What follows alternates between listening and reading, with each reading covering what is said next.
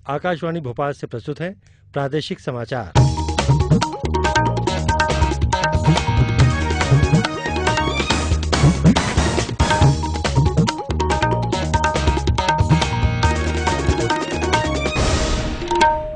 नमस्कार, समाचारों के साथ मैं रितेश सक्सेना। सबसे पहले मुख्य समाचार। बांधवगढ़ और अटेर विधानसभा उपचुनाव के प्रचार ने जोर पकड़ा। मतदान 9 अप्रैल को। केंद्रीय नागरिक उड्डयन मंत्री ने कहा कि उड़ान योजना के तहत देश भर में पहले चरण की उड़ानें 4 से 6 महीने में शुरू होंगी। महाकौशल एक्सप्रेस उत्तर प्रदेश के महोबा में दुर्घटनाग्रस्त हुई, 52 यात्री घायल। और प्रदेश में अधिकतर स्थान लू की चपेट में। राजधानी भोपाल में 12 बजे तक ही लगेंगे स्कूल। और अब इस बुलेटिन की खबरें विस्तार से। प्रदेश के उमरिया जिले के बांधवगढ़ और भिंड जिले के अटेर में विधानसभा उपचुनाव के प्रचार ने तेजी पकड़ ली है। दोनों क्षेत्रों में 9 अप्रैल को मतदान होना है। भाजपा और कांग्रेस के साथ ही क्षेत्रीय पार्टियों के प्रत्याशी भी चुनाव प्रचार में जुट गए हैं। भाजपा की ओर से प्रदेश अध्यक्ष नंद कुमार सिंह चौहान और प्रदेश के मंत्रीगण जगह जगह चुनावी सभाओं को संबोधित कर रहे हैं। भिंड जिले की अटेर में भाजपा के प्रदेश अध्यक्ष नंद कुमार सिंह चौहान ने चुनावी सभा को संबोधित करते हुए कहा कि भाजपा का एकमात्र लक्ष्य विकास है। उन्होंने अटेर के पिछड़ेपन के लिए कांग्रेस को दोषी ठहराया। अटेर में मुख्यमंत्री शिवराज सिंह चौहान कल 5 चुनावी सभाएं लेंगे। वहीं बांधवगढ़ में कांग्रेस उम्मीदवार के पक्ष में विधानसभा में नेता प्रतिपक्ष अजय सिंह चुनावी सभाएं ले रहे हैं। 2 अप्रैल को कांग्रेस के वरिष्ठ नेता कमलनाथ क्षेत्र में चुनाव प्रचार करेंगे। वहीं दोनों क्षेत्रों में प्रशासनिक तैयारियां भी जोरों पर हैं। चुनाव आयोग ने दोनों क्षेत्रों में सामान्य, पुलिस और निर्वाचन प्रेक्षक की नियुक्ति कर दी है। तीनों प्रेक्षक निर्वाचन संबंधी गतिविधियों पर निगाह रखे हुए हैं। आयोग ने दोनों क्षेत्रों में 12 सुरक्षा कंपनियां तैयार करने की सहमति भी दे दी है। केंद्र सरकार ने उड़ान योजना के तहत पहले चरण की नीलामी के बाद क्षेत्रीय उड़ान मार्ग और एयरलाइंस की घोषणा कर दी है। नागरिक उड्डयन मंत्री अशोक गजपति राजू ने ये घोषणा करते हुए कहा कि पहले चरण की सभी उड़ानें 4 से 6 महीने के भीतर शुरू हो जाएंगी।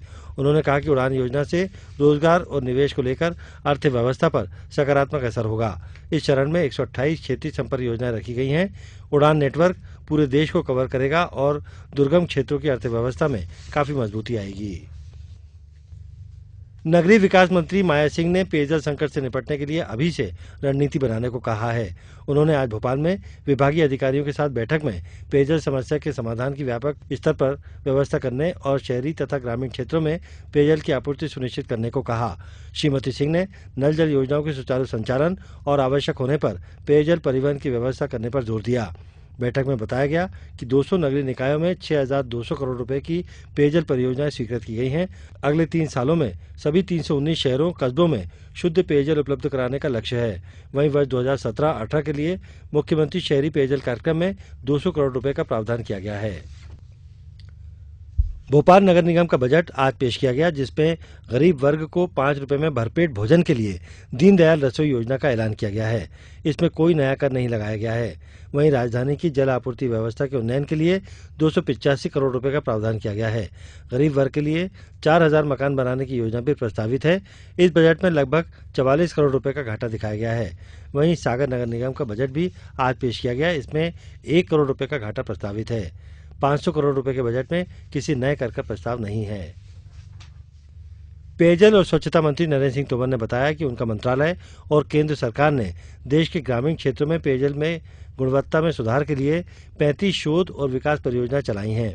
श्री तोमर ने लोकसभा में एक प्रश्न के उत्तर में बताया कि शोध के लिए भारतीय प्रौद्योगिकी संस्थान, राष्ट्रीय पर्यावरण इंजीनियरिंग शोध संस्थान और भारतीय विज्ञान संस्थान जैसे संस्थानों को अनुदान जारी किया गया है। उन्होंने बताया कि राष्ट्रीय ग्रामीण पेयजल परियोजना के तहत पीने के पानी को स्वच्छ बनाने के लिए कई तकनीकों का प्रयोग किया जा रहा है।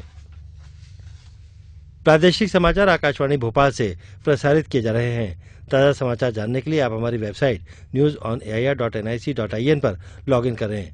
इसके अलावा प्रादेशिक समाचार बुलेटिन यूट्यूब, ट्विटर और फेसबुक पर RNU भोपाल पेज पर सुने जा सकते हैं। बुलेटिन का शेष भाग आप सुन सकते हैं एक छोटे से ब्रेक के बाद। ब्रेक के बाद प्रादेशिक समाचार बुलेटिन में एक बार पुनः आपका स्वागत है। उत्तर प्रदेश के मुख्यमंत्री आदित्यनाथ योगी ने जबलपुर निजामुद्दीन महाकौशल एक्सप्रेस के हादसे में घायल यात्रियों को निःशुल्क चिकित्सा सहायता उपलब्ध कराने के निर्देश दिए हैं। महाकौशल एक्सप्रेस के 8 डिब्बों के आज तड़के महोबा स्टेशन के पास पटरी से उतर जाने से 52 यात्री घायल हुए हैं, जिनमें कुछ मध्य प्रदेश के भी हैं। घायलों को महोबा के जिला अस्पताल और झांसी मेडिकल कॉलेज में भर्ती कराया गया है। हादसे के कारण झांसी महोबा रेलखंड पर 1 दर्जन से अधिक गाड़ियां रद्द कर दी गई या बदले मार्ग से चलाई जा रही हैं। उत्तर प्रदेश सरकार ने गंभीर रूप से घायलों को 50-50 हजार रुपए और सामान्य रूप से घायलों को 25-25 हजार रुपए की आर्थिक सहायता देने की घोषणा की है। दुर्घटना के पीछे किसी साजिश के पहलू को लेकर भी जांच की जा रही है। केंद्रीय जांच एजेंसियां और राज्य पुलिस की एटीएस दुर्घटना स्थल पर पहुंचकर जांच पड़ताल कर रही हैं। महिलाओं को रोजगार के अवसर बढ़ाने के लिए आगामी वित्त वर्ष से कौशल्य योजना लागू की जा रही है। तकनीकी शिक्षा राज्य मंत्री दीपक जोशी ने बताया है कि योजना के तहत हर साल 2 लाख महिलाओं को प्रशिक्षित करने का लक्ष्य रखा गया है। योजना में ऐसी महिलाओं को प्राथमिकता दी जाएगी जो औपचारिक शिक्षा प्रणाली को छोड़ चुकी और अपने कौशल को बढ़ाना चाहती हैं। श्री जोशी ने बताया कि महिलाओं को आवासीय प्रशिक्षण दिया जाएगा। योजना के तहत परिधान, ऑटोमोबाइल, सौंदर्य प्रसाधन, खाद्य प्रसंस्करण, पर्यटन और सत्कार जैसे क्षेत्रों में प्रशिक्षण दिलवाया जाएगा। ऐसे कौशल प्रशिक्षण कार्यक्रम संचालित किए जाएंगे जिनके लिए रोजगार से संबंधित अनुबंध भी दिया जाएगा। प्रदेश में वाहनों के थर्ड पार्टी बीमा की जांच के लिए अभियान चलाया जा रहा है। भोपाल, इंदौर, जबलपुर, ग्वालियर, उज्जैन, रीवा, सागर, सतना, छिंदवाड़ा 4 अप्रैल तक विशेष अभियान छेड़ा गया है। बिना बीमा वाले वाहनों से होने वाले हादसों के प्रकरण में पीड़ित को मुआवजा देने में आने वाली कठिनाइयों को देखते हुए थर्ड पार्टी बीमा अनिवार्य किया गया है। प्रदेश के स्कूल शिक्षा विभाग के तहत चल रहे 7040 मदरसों में से 2535 को आधुनिक विषय पढ़ाने के लिए मान्यता दी गई है। इनमें 1254 प्राथमिक और 1281 मध्यम स्तर की मान्यता प्राप्त हैं। मदरसे में पढ़ने वाले विद्यार्थियों के कौशल उन्नयन के लिए केंद्र सरकार को प्रस्ताव भेजा गया है। इसे मंजूरी मिलने के बाद कंप्यूटर हार्डवेयर, खाद्य प्रसंस्करण जैसे पाठ्यक्रम शुरू किए जाएंगे। राज्य में इस समय 8वीं कक्षा तक संचालित मदरसों को मान्यता दी गई है। राज्य मदरसा बोर्ड द्वारा 9वीं और 10वीं वाले मदरसों को भी मान्यता दिलवाने के प्रयास किए जा रहे हैं। प्रदेश में भोपाल संभाग को छोड़कर बाकी हिस्सों में ज्यादातर जगहों पर मध्यम से तीव्र लू चली। मौसम विभाग के मुताबिक प्रदेश में कई स्थानों पर अधिकतम तापमान 43 डिग्री सेल्सियस रिकॉर्ड किया गया। भोपाल संभाग के जिलों में अधिकतम तापमान सामान्य से काफी ज्यादा रहा। अधिकतम तापमान 40 डिग्री सेल्सियस के आसपास रहा।